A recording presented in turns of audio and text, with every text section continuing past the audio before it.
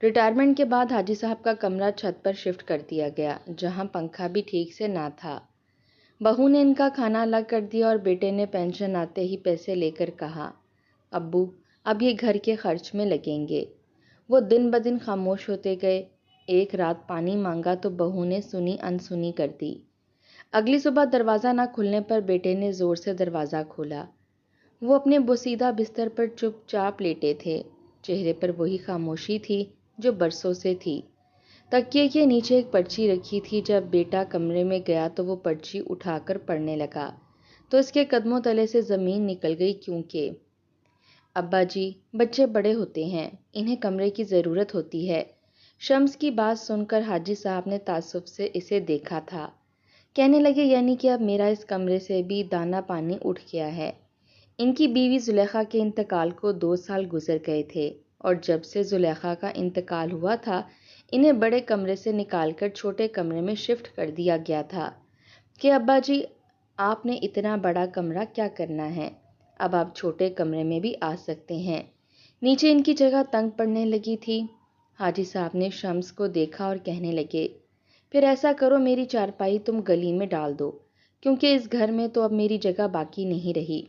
وہ 2 مہینے پہلے ہی ریٹائر ہوئے تھے اور پچھلے 2 سال سے اپنے بیٹے اور بہو کا بدلتا ہوا رویہ بھی دیکھ رہے تھے۔ شمس کہنے لگا، میں نے ایسا تو نہیں کہا، چھت کا کمرہ اتنا بڑا ہے اور خالی پڑا ہے، اور ویسے بھی آپ کو تازہ ہوا کی ضرورت ہے، آپ کی صحت کے لیے بہتر ہے۔ میں آپ کی چارپائی اوپر کے کمرے میں ڈلوا دیتا ہوں، کمرے کی صاف صفائی بھی کروا دوں گا۔ پھر اپنی بیوی سے کہنے لگے کہ ریحانہ اوپر کا کمرہ ملازمہ کو لے جا کر صاف کروا دو، ابا جی کا سامان آج ہی اوپر شفٹ کرنا ہے۔ ابا جی کا سامان تھا ہی کیا، ایک چارپائی اور 2 صندوق جن میں ان کے کپڑے تھے۔ حاجی صاحب نے جب آخری بار نیچے کا کمرہ چھوڑا تھا تو ان کی نظریں ان دیواروں پر جا ٹھہریں جہاں ان کی بیوی زلیخا کے ساتھ گزری زندگی کی یادیں نقش تھیں۔ اس چھوٹے سے کمرے میں بھی ان کے لیے سکون تھا، کیونکہ وہاں تنہائی کے باوجود ایک تعلق تھا، اپنے پن کا، اپنی بیوی کی یادوں کا۔ آنکھوں میں آنسو لیے وہ کمرے سے باہر نکل گئے۔ آدھے گھنٹے بعد ریحانہ ملازمہ کے ساتھ نیچے آئی تھی۔ پورا کمرہ جالوں اور مٹی سے بھرا ہوا تھا۔ کہنے لگی، میں نے پورا کمرہ چمکا کے رکھ دیا ہے، حالانکہ بس ہلکا پھلکا ہی کمرے کو صاف کیا گیا تھا۔ سیڑھیاں چڑھنا حاجی صاحب کے لیے کسی پہاڑ چڑھنے سے کم نہیں تھا۔ ہاتھ میں پکڑی لاٹھی بار بار لرز جاتی، پیر تھر تھر کانپ رہے تھے، اور ہر قدم ان کے بڑھاپے کی بے بسی کا گواہ بنتا جا رہا تھا۔ دھوپ سر پر جیسے آگ بن کر برس رہی تھی، اور حاجی صاحب کی پیشانی سے پسینے کے قطرے بہنے لگے۔ سیڑھیاں چڑھتے ہوئے ان کی سانسیں بے ترتیب ہونے لگیں، مگر وہ رکے نہیں، کیونکہ اب ان کی محنت اور خون پسینے کی کمائی سے بنائے ہوئے گھر میں ان کی جگہ نہیں رہی تھی۔ جیسے ہی وہ اوپر پہنچے تو ریحانہ بھی ان کے پیچھے ملازمہ سے ان کے لوہے کے صندوق اٹھوائے پیچھے ہی پہنچ گئی۔ انہیں دیکھ کر بولی، اوہو ابا جی آپ آ گئے، اندر چلیے نا، دھوپ میں کیوں کھڑے ہیں؟ یہ بات کہنے کے انداز میں اپنائیت کم اور جھنجھلاہٹ زیادہ تھی۔ وہ آہستہ آہستہ چلتے ہوئے کمرے میں داخل ہوئے۔ کمرہ واقعی کشادہ تھا، لیکن ہوادار بالکل نہیں تھا۔ بند کمرے میں وہی مخصوص سیلن کی بو اور دیواروں سے اٹھتی نمی کی بو حاجی صاحب کے اندر تک اتر گئی۔ وہ ایک پل کو رک گئے، سانس لینے کی کوشش کی۔ کمرے میں بہت گھٹن تھی، مگر ہوا جیسے رکی ہوئی تھی۔ کھڑکیاں بند تھیں، پردے مٹی سے اٹے ہوئے تھے۔ ریحانہ کھڑکی تو کھلوا دیتی، یہاں تو دم گھٹتا ہے، انہوں نے کہا۔ ریحانہ کندھے اچکاتے ہوئے بولی، کھڑکیاں کھولیں گے تو پھر گرد آ جائے گی، خیر اب کھلوا دیتی ہوں، لیکن ملازمہ بار بار اوپر کی صفائی نہیں کرے گی۔ آپ کو تو پتہ ہے جب اندھیری چلتی ہے تو چھت پر کتنی مٹی آتی ہے۔ بس یہ جملہ بول کر وہ نیچے اتر گئی، جیسے فرض پورا ہو چکا ہو۔ حاجی صاحب چارپائی پر بیٹھ گئے۔ پنکھا چل رہا تھا، مگر آواز اس قدر تھی کہ دل گھبرا جائے۔ وہ آہستہ سے لیٹ گئے اور چھت کو تکتے رہے۔ زلیخا کی آواز ان کے کانوں میں گونجی، کھانے میں نمک ہو تو کہہ دیا کریں، ایسے خاموش نہ رہا کریں حاجی صاحب۔ وہ ایک لمحے کے لیے آنکھیں بند کر گئے، جیسے زلیخا کی آواز میں کچھ پل کو سکون مل گیا ہو۔ پنکھا تیز کر دو حاجی صاحب، مجھے گرمی زیادہ لگتی ہے۔ زلیخا کی آواز گونجی تھی، لیکن تم سے بھی تو تیز ہوا برداشت نہیں ہوتی۔ حاجی صاحب نے بیوی کا احساس کیا تھا۔ میں لحاف اوڑھ لوں گی، دیکھیں تو پنکھا ذرا سا ہلکا کیا ہوا آپ کے پسینے بہنے لگے ہیں۔ اب بھی وہ پسینے سے شرابور تھے۔ پنکھا یوں چل رہا تھا جیسے رینگ رہا ہو۔ شام کو ملازمہ ایک تھال میں کھانا رکھ گئی۔ دال پتلی تھی، روٹیاں ٹھنڈی۔ حاجی صاحب نے کچھ نہ کہا، آدھی روٹی توڑ کر واپس رکھ دی۔ ان کا دل کچھ کھانے کو نہ چاہا، وہ بس پانی کا گلاس پی کر چارپائی پر لیٹ گئے۔ رات کو نیند نہیں آ رہی تھی۔ چھت سے کبھی کبھی بچوں کے دوڑنے کی آواز آتی یا ریحانہ کی بلند آواز۔ ان آوازوں میں حاجی صاحب کے لیے کوئی بلاوا نہیں تھا، بس ایک یہ تھا کہ وہ اب اس گھر کا حصہ تو ہیں مگر فرد نہیں۔ اپنے کمرے کے علاوہ کہیں وہ سوتے نہیں تھے، اس لیے اس کمرے سے کچھ خوف سا محسوس ہو رہا تھا۔ باہر کبھی بیوی کی رونے کی آواز سے خوف آتا، کبھی آہٹوں سے آنکھ کھل جاتی۔ اگلی صبح ریحانہ اوپر آئی جھنجھلاہٹ سے بولی، ابا جی، آپ نے برتن باہر کیوں نہیں رکھے؟ ملازمہ تو اب برتن دھو کر جا چکی ہے، اب آپ کے یہ برتن کون دھوئے گا؟ میرے پاس اور بھی بہت سے کام ہیں کرنے کے لیے، کہا بھی تھا کہ برتن کمرے سے باہر رکھ دیجیے گا، مگر آپ کو تو ذرا احساس نہیں، خود دھونے پڑیں تو پتہ چلے۔ حاجی صاحب کے سر میں درد اٹھا تھا، نرم لہجے میں کہا، بیٹی، مجھے رات کو نیند نہیں آئی، طبیعت کچھ ٹھیک نہیں لگی، بھول گیا۔ ریحانہ ناک چڑھاتے ہوئے کہنے لگی، بھول گئے؟ اب تو ہمیں سب کچھ یاد دلانا پڑے گا۔ اچھا خیر، اگلی بار وقت پر برتن رکھ دیجیے گا۔ اور وہ پھر بغیر کچھ سنے واپس پلٹ گئی۔ حاجی صاحب چارپائی پر بیٹھ گئے، منہ ہاتھ دھو کر وضو کر کر آ چکے تھے۔ چارپائی پر بیٹھ کر ہاتھوں میں اپنی تسبیح تھامے آنکھیں بند کیے زلیخا کی باتیں یاد کرنے لگے۔ وہ صبح ہی انہیں ناشتہ بنا کر دے دیتی تھی، مگر ابھی تک کسی کو احساس تک نہیں تھا کہ بوڑھے باپ کو بھی بھوک لگی ہوگی۔ کچھ دیر بعد پوتی ایک کپ پانی والی چائے اور 2 پاپے پلیٹ میں رکھ کر کہنے لگی، دادا جی، خالی برتن خود ہی دھو لینا، چھت پر نلکا لگا ہوا ہے، اماں نہیں دھوئے گی، اسے اور بھی بہت سے کام ہیں۔ یہ کہہ کر وہ نیچے چلی گئی۔ انہیں یاد آنے لگا کہ چند روز پہلے شمس اور ریحانہ کے بیچ میں کمرے کو لے کر بہت جھگڑا ہوا تھا۔ شمس بچوں پر چیخ رہا تھا، کمرہ تم لوگوں کا نہیں، دادا کا ہے، ابا جی بیمار ہیں، کم شور کیا کرو۔ بچے چپ ہو گئے، مگر شمس کی بیوی نے تیز آواز میں کہا، ارے کیا، ابا جی بیمار ہیں؟ کل تو باہر بیٹھ کر اخبار پڑھ رہے تھے، اور آپ ہی تو کہہ رہے تھے کہ ان کو اب تنہائی میں سکون ملتا ہے، شور نہیں پسند۔ کیا ہم سب چپ ہو جائیں؟ انہیں اوپر کے کمرے میں شفٹ کر دو، ویسے بھی اب اس کمرے پر میرے بچوں کا حق ہے، اور چند دن میں وہ اوپر آ چکے تھے۔ حاجی صاحب کا دل ایک لمحے کو کانپ گیا۔ وہ چارپائی سے اٹھے، چھڑی تھامی اور کمرے کے کونے میں پڑے پرانے لکڑی کے صندوق کی طرف بڑھے۔ اس میں ان کے کچھ کپڑے، ایک پرانی گھڑی اور زلیخا کی ایک پرانی شال رکھی تھی۔ وہ شال نکالی، سینے سے لگا لی اور چارپائی پر بیٹھ گئے۔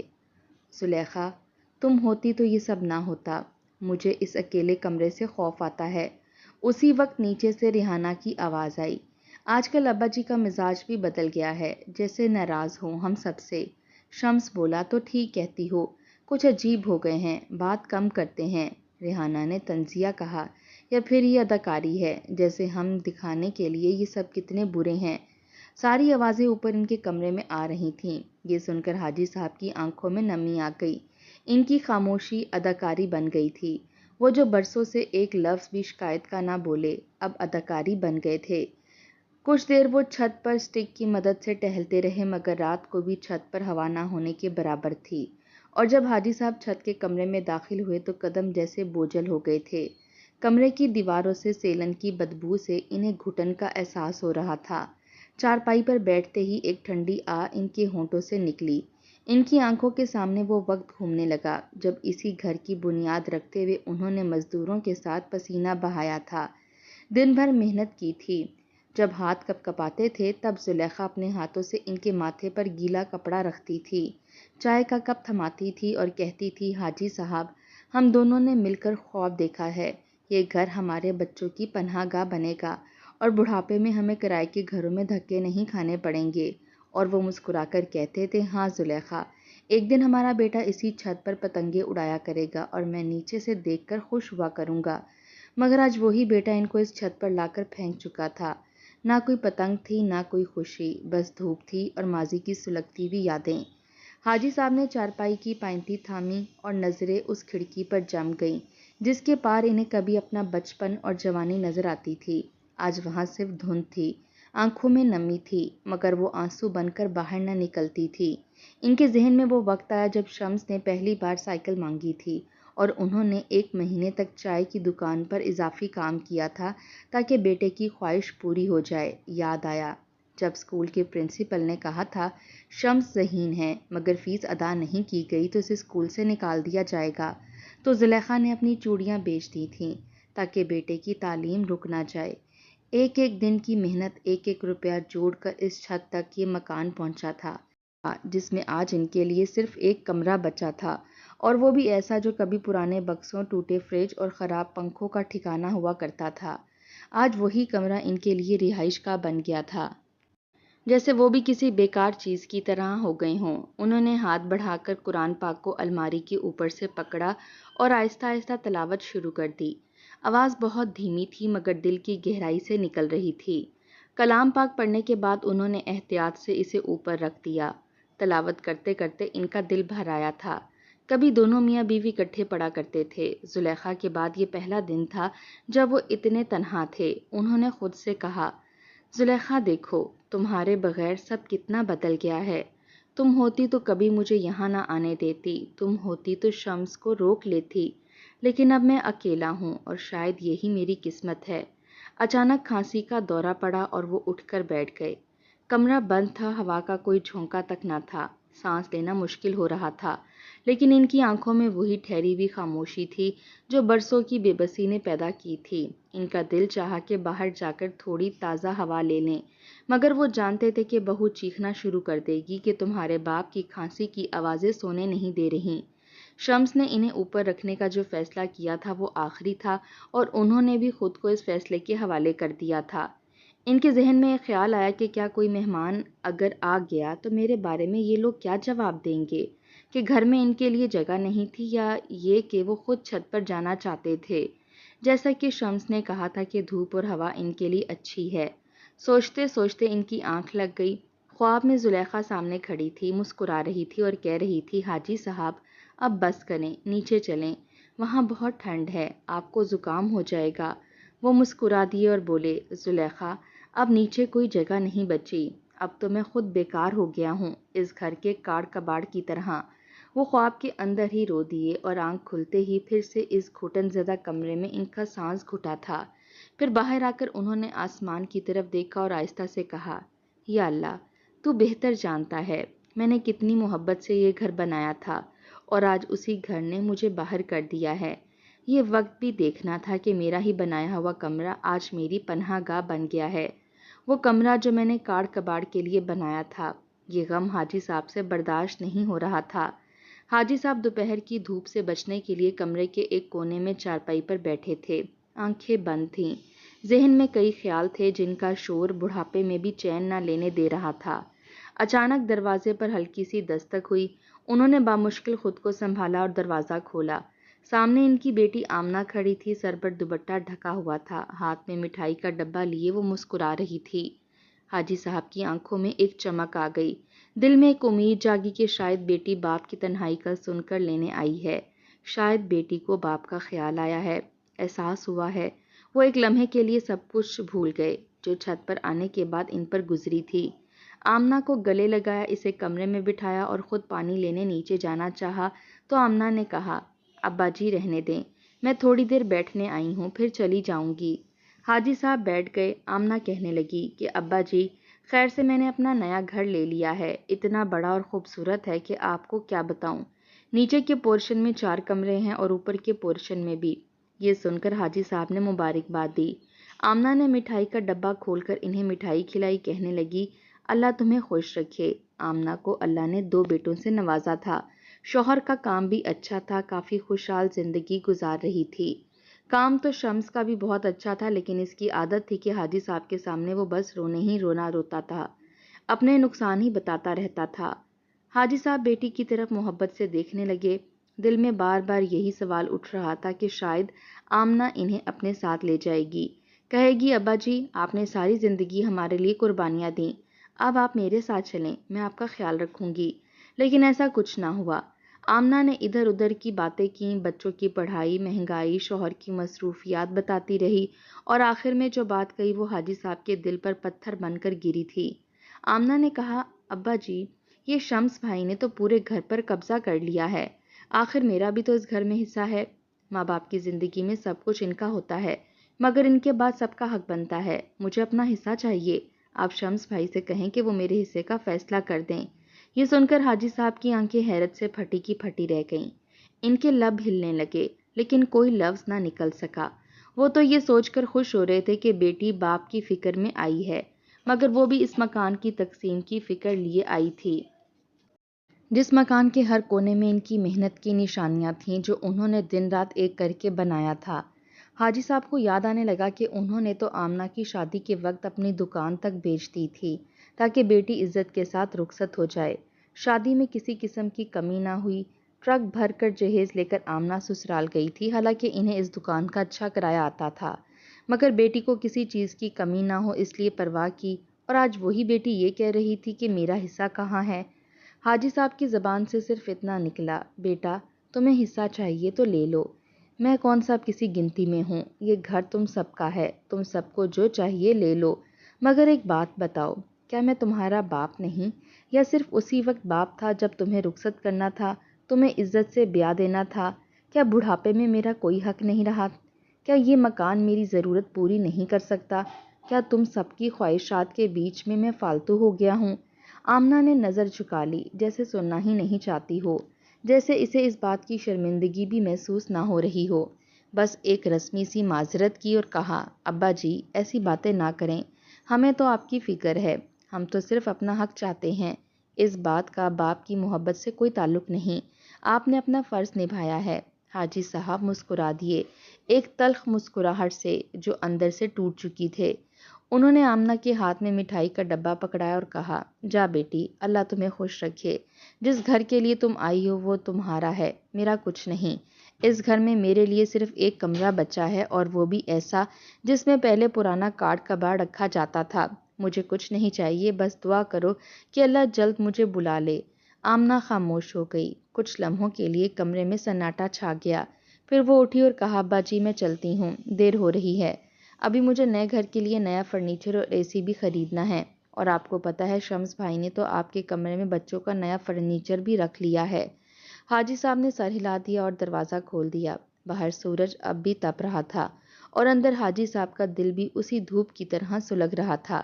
آج انہیں یقین ہو گیا تھا کہ اس گھر میں اب ان کا کوئی نہیں، سب کو صرف مکان چاہیے جو انہوں نے اپنی زندگی دے کر بنایا تھا، مگر کوئی ان کا خیال رکھنے والا نہیں تھا۔ مہینے کا آغاز تھا اور پینشن کی تاریخ قریب آ رہی تھی۔ حاجی صاحب خاموش بیٹھے تھے جب شمس اوپر آیا اور کہنے لگا، ابا جی جوتے پہن لیں اور نیچے چلیں۔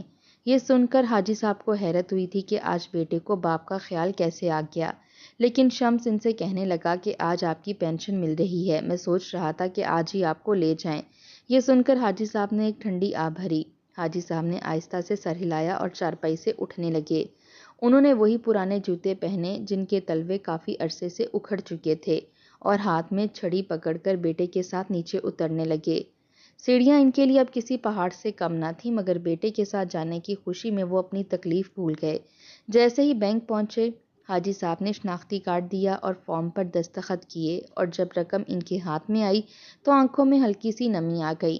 انہیں وہ وقت یاد آ گیا جب زلیخا ان کی تنخواہ بسم اللہ پڑھ کر پکڑتی تھی، کہتی تھی، اب اس میں برکت شامل ہو گئی ہے، اور آج یہ چند ہزار روپے ان کی آخری کمائی بن چکے تھے۔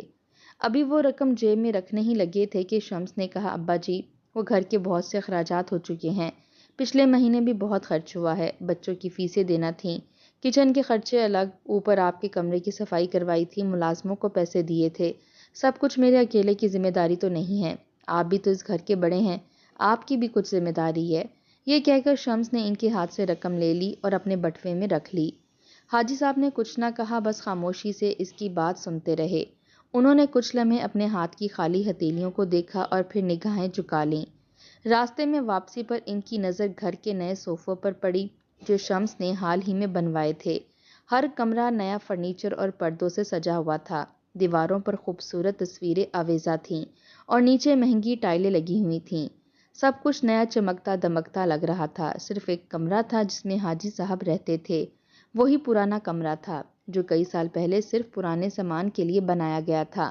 نہ وہاں ٹائلیں تھیں، نہ کوئی نیا پردہ، نہ ہی صوفہ یا آرام دہ کرسی۔ حاجی صاحب نے دل ہی دل میں سوچا کہ جب گھر اتنا نیا ہو چکا ہے، جب ہر کمرے کی زینت بڑھا دی گئی ہے، تو پھر میری پینشن کے پیسوں کی کیا ضرورت ہے؟ مگر وہ جانتے تھے کہ یہ سوال کرنا بھی ان کی حیثیت سے بڑھ کر ہے۔ وہ واپس اپنے کمرے میں آ کر چارپائی پر لیٹ گئے۔ ان کے پاس اب سوچنے کے سوا کچھ نہیں بچا تھا۔ کمرے میں وہی سیلن کی بو تھی، ہوا بند تھی، کھڑکی کے شیشے پر گرد جمی ہوئی تھی اور چھت کے پنکھے سے جھولتی دھول ہر بار انہیں ان کی جگہ یاد دلاتی تھی۔ شام کو ریحانہ چائے لے کر آئی اور دروازے میں کھڑی ہو کر بولی، ابا جی یہ چائے پی لیجئے، اور پلیٹ میں 2 بسکٹ رکھ دیے۔ حاجی صاحب نے آہستہ سے کہا، بیٹا نیچے سب خیریت ہے؟ ریحانہ نے جواب دیا، جی جی سب خیریت ہے، بس بچوں کے یونیفارم سلوانے ہیں، تھوڑا بہت کچن کا سامان ختم ہو گیا ہے۔ حاجی صاحب نے کوئی جواب نہ دیا، بس چپ چاپ چائے پکڑ لی اور دل میں سوچنے لگے کہ یہ وہی چند ہزار روپے کتنے کاموں میں لگے ہوئے ہیں۔ وہ جانتے تھے کہ ان کے پیسوں سے سب کچھ چلتا نہیں، اب تو جیسے یہ ہر مہینے کا معمول بن گیا تھا۔ ہر بار جب پینشن آتی امید جاگتی کہ شاید اب ان کے ہاتھ میں کچھ بچے گا، مگر ہر بار صرف مایوسی ان کی ہتھیلی تھام لیتی اور بیٹا ان کا ہاتھ چھوڑ دیتا۔ حاجی صاحب نے سر دیوار سے ٹکا لیا اور آنکھیں موند لیں، مگر نیند کا آنا اب ان کے اختیار میں نہ تھا، کیونکہ دل کی دھڑکن ہر لمحہ انہیں یاد دلا رہی تھی کہ وہ اب اس گھر میں صرف ایک پینشن کی رسید بن چکے ہیں، ایک دستاویز جو وقت پر بینک لے جائی جاتی ہے، دستخط لیے جاتے ہیں اور پھر گھر کے تمام اخراجات ان کے ہاتھ سے نکلنے والے نوٹوں سے پورے کیے جاتے ہیں۔ انہوں نے ایک آہ بھری اور دل ہی دل میں اللہ سے دعا کی کہ اے رب کریم، اب مزید اس ذلت سے نجات عطا فرما دے، کیونکہ جب انسان کا بیٹا ہی اسے بوجھ سمجھنے لگے تو پھر اس دنیا میں جینے کا کوئی فائدہ باقی نہیں رہتا۔ گھر میں آج ایک الگ ہی چہل پہل تھی۔ نیچے نئے گھر کی خوشی میں فنکشن ہو رہا تھا، روشنیاں جگمگا رہی تھیں، ہنسی مذاق، موسیقی اور مہمانوں کی آوازیں گونج رہی تھیں۔ بچے ادھر ادھر بھاگ رہے تھے، مہمانوں کی تواضع کی جا رہی تھی۔ شمس اور اس کی بیوی مہمانوں کی آؤ بھگت میں مصروف تھے، سب خوش تھے، لیکن اوپر چھت کے اس پرانے کمرے میں خاموشی تھی، ایک عجیب سی خاموشی جو چیخ چیخ کر کچھ کہہ رہی تھی، مگر کوئی سننے والا نہ تھا۔ حاجی صاحب اپنی پرانی چارپائی پر لیٹے تھے، آنکھیں چھت پر گڑی ہوئی تھیں، مگر ان آنکھوں میں اب روشنی کی رمق باقی نہ تھی۔ انہوں نے اب بات کرنا چھوڑ دی تھی، شکوہ کرنا چھوڑ دیا تھا، ان کے الفاظ تھک چکے تھے، زبان خشک ہو چکی تھی اور دل تو کب کا ٹوٹ چکا تھا۔ شمس نے کئی دن سے ان کا حال پوچھنا بھی بند کر دیا تھا، صرف مہینے کی ایک تاریخ کو ان کی ضرورت ہوتی تھی جب وہ پینشن کے پیسے لاتا اور لے جاتا۔ اس بار بھی کچھ ایسا ہی ہوا، لیکن اس بار حاجی صاحب کی خاموشی کچھ گہری تھی۔ رات کو شمس کھانا لے کر اوپر آیا، دروازے پر ہلکی سی دستک دی، بابا جی کھانے کا پوچھنا تھا، کچھ کھایا نہیں آپ نے؟ مگر اندر سے کوئی جواب نہ آیا۔ شمس نے کندھے اچکائے اور بولا، ٹھیک ہے، ضدی ہو گئے ہیں، کل صبح دیکھتا ہوں، اور نیچے فنکشن میں واپس چلا گیا۔ نیچے ڈھولک بج رہی تھی، کھانے کی خوشبو ہر طرف پھیل رہی تھی، ہنسی کہکوں میں بدل رہی تھی، اور اوپر حاجی صاحب تنہا لیٹے تھے۔ رات بیت گئی، صبح ہوئی تو شمس دوبارہ آیا، دروازے پر دستک دی، ابا جی صبح ہو گئی ہے، چائے بن گئی ہے، مگر دروازہ پھر نہ کھلا۔ اب کی بار شمس کو کچھ عجیب سا محسوس ہوا، اس نے آواز اونچی کی، ابا جی دروازہ کھولیں۔ پھر بھی خاموشی۔ شمس نے دروازے کو دھکا دیا، دروازہ ہلکے سے چرچراتے ہوئے کھل گیا۔ اندر کا منظر دیکھ کر شمس جیسے پتھر کا ہو گیا۔ حاجی صاحب اپنی چارپائی پر لیٹے تھے، بالکل ساکت۔ ان کی آنکھیں آسمان کی طرف تھیں، مگر ان میں زندگی کی چمک باقی ماند پڑ چکی تھی۔ چہرے پر ایک عجیب سی خاموشی چھائی ہوئی تھی اور آنکھوں کے کناروں پر آنسوں کی خشک لکیریں تھیں۔ شمس کی آواز بلند ہو گئی، وہ ایک قدم پیچھے ہٹا، دیوار سے ٹیک لگا کر کھڑا ہو گیا۔ نیچے شور تھا مگر اوپر صرف سناٹا۔ پھر اچانک اس کی نظر چارپائی کے نیچے پڑی، ایک طے شدہ پرچی پر پڑی۔ اس نے لرزتے ہاتھوں سے وہ پرچی اٹھائی اور جیسے اس نے پڑھنا شروع کیا، اس کے پیروں تلے سے زمین نکل گئی۔ میری وصیت ہے کہ میری میت کو میرا بیٹا شمس کندھا نہ دے، میں یہ حق اسے نہیں دیتا، باقی میری ہر چیز یہ لوگ بانٹ سکتے ہیں۔ یہ چند جملے شمس کے لیے قیامت تھے، اسے یوں لگا جیسے کسی نے اس کا سینہ چیر کر رکھ دیا ہو۔ وہ پرچی کو بار بار پڑھنے لگے، مگر الفاظ تو وہی تھے، کڑوے اور سچائی سے لبریز۔ نیچے شور کم ہونے لگا، جیسے کسی اندیکھے اشارے نے سب کو خاموش کر دیا ہو۔ شمس کی بیوی اوپر آئی تو اس نے شمس کو زمین پر بیٹھے دیکھا، پرچی ہاتھ میں تھی، آنکھیں پتھرائی ہوئی تھیں۔ جب سب اوپر جمع ہوئے تو حاجی صاحب کی لاش کے آس پاس ایک خاموش ہجوم تھا۔ کوئی کچھ نہیں بول رہا تھا، سب کے چہروں پر حیرت، افسوس اور شرمندگی تھی۔ محلے کے مولوی صاحب بھی آ گئے۔ جب شمس نے ان سے کہا کہ جنازے کے لیے انتظام کریں تو انہوں نے وہ پرچی شمس سے لی اور پڑھنے کے بعد ایک گہری سانس لی۔ مرحوم کی یہ وصیت ہے کہ ان کے بیٹے کو ان کی میت کو کندھا دینے کا حق نہیں۔ شریعت میں یہ وصیت قابل احترام ہے۔ ہم سب ان کے حکم کے مطابق عمل کریں گے۔ شمس کی آنکھیں بھیگ گئیں، وہ کچھ کہنا چاہتا تھا مگر الفاظ نہیں مل رہے تھے۔ اس نے حاجی صاحب کا چہرہ آخری بار دیکھا، وہ اپنے ہی دل سے نفرت محسوس کی۔ وہ سب کچھ دے سکتا تھا، نئے فرنیچر، مہمانوں کی خاطرداری، مہنگے کپڑے، دکھاوے کی شان و شوکت، مگر ایک چیز نہ دے سکا، محبت اور عزت۔ اس دن حاجی صاحب کو محلے کے بوڑھے بزرگوں، محلے کے لوگوں اور 2-3 پرانے دوستوں نے کندھا دیا، اور شمس ایک طرف خاموش کھڑا تھا، بے آواز روتا ہوا، اور دل ہی دل میں خود کو کوستا ہوا کہ کاش ایک بار میں نے ابا جی کی بات سن لی ہوتی، کاش ایک بار ان کے ساتھ بیٹھ کر ان کی تنہائی بانٹ لی ہوتی۔ لیکن اب صرف افسوس رہ گیا تھا، اور ایک پرچی جو شمس کی زندگی کا سب سے بڑا فیصلہ بن چکی تھی۔